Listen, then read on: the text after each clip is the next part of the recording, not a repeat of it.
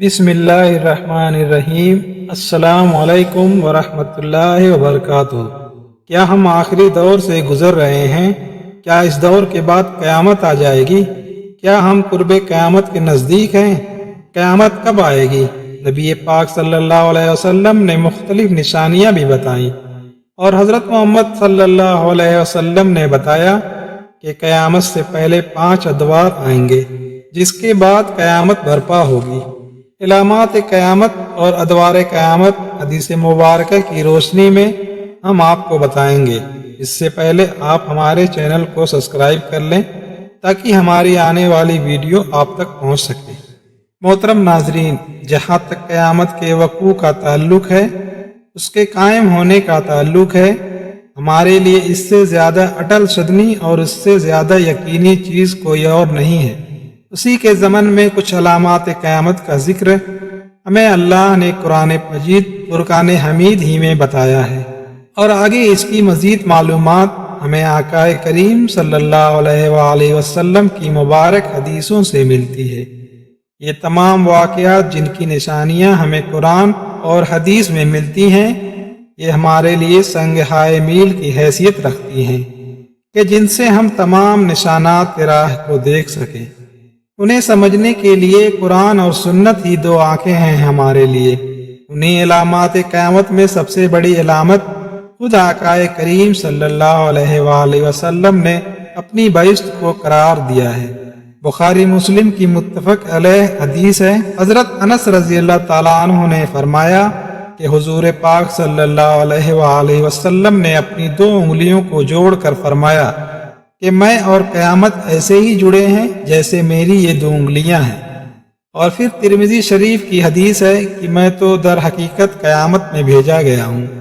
اس سلسلے واقعات کی پہلی کڑی میں ہی ہوں، یعنی پہلا ادوار مجھ سے شروع ہوتا ہے۔ ادوار قیامت سے جڑی ایک اہم حدیث ہے، اور اس حدیث میں ہمارے لیے خوشخبری بھی ہے۔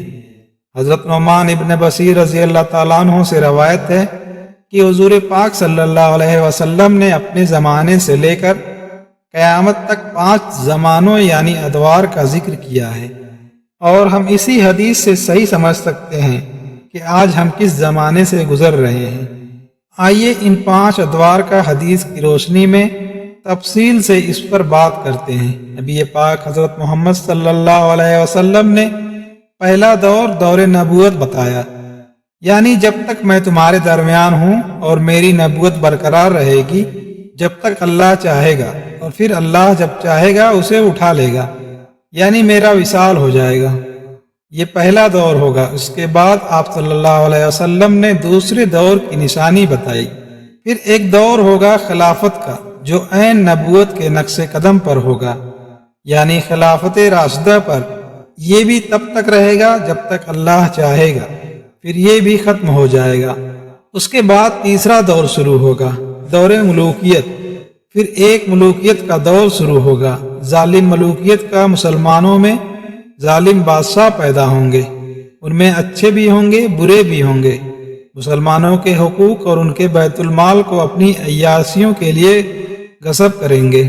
ناظرین، آج آپ تاریخی کتب کا مطالعہ کریں تو پتہ چلتا ہے کہ کیسے کیسے مسلمان حکمران گزرے ہیں جن کی زندگی عیش و ہوس سے لبریز تھی۔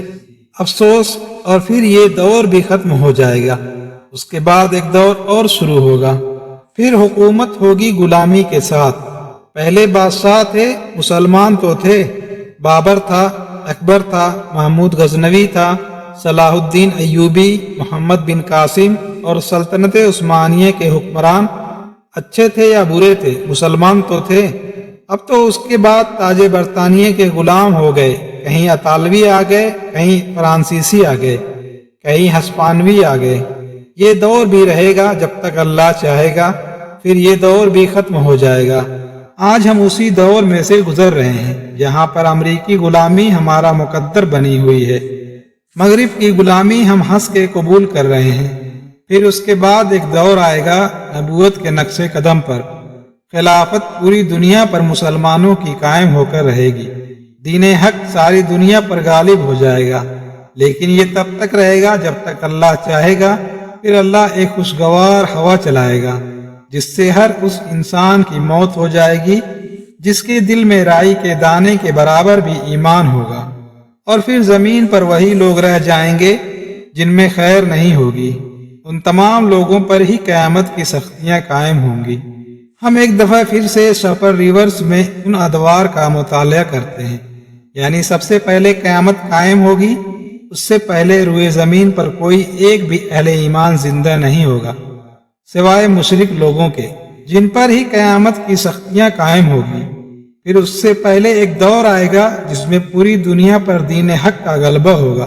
مسلمانوں کی خلافت مشرق سے لے کر مغرب تک اور شمال سے لے کر جنوب تک قائم ہوگی۔ پھر اس سے پہلے یہ چوتھا دور ہے جہاں سے آج ہم گزر رہے ہیں، جسے فتنہ دجال کا دور کہا جاتا ہے، اور اسی دور سے سب سے زیادہ آقا کریم صلی اللہ علیہ وآلہ وسلم نے ہمیں متنبہ کیا ہے۔ آج ہم جب اس حدیث کا مطالعہ کرتے ہیں تو ہمیں بخوبی اندازہ ہوتا ہے کہ ہم چوتھے دور سے گزر رہے ہیں۔ بظاہر تو ہم ان سامراجی قوتوں سے چھٹکارا حاصل کر چکے ہیں، لیکن ایک نظام ہے جو ان قوتوں کی طرف سے ہمیں دیا جا چکا ہے، جس میں ہم مزید دھنستے جا رہے ہیں۔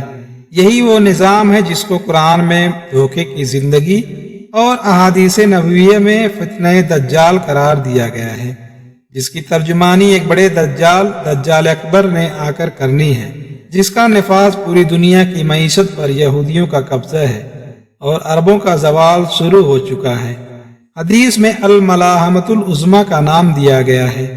تابوت سکینہ کی آڑ میں بیت المقدس کی کھدائی، اس کی شہادت اور تھرڈ ٹیمپل کی تعمیر، خروج دجال، امام مہدی علیہ السلام کا ظہور، حضرت عیسیٰ علیہ السلام کی آمد اور فتنہ یاجوج ماجوج، یہ سب اسی چوتھے دور ہی میں رونما ہونا ہے۔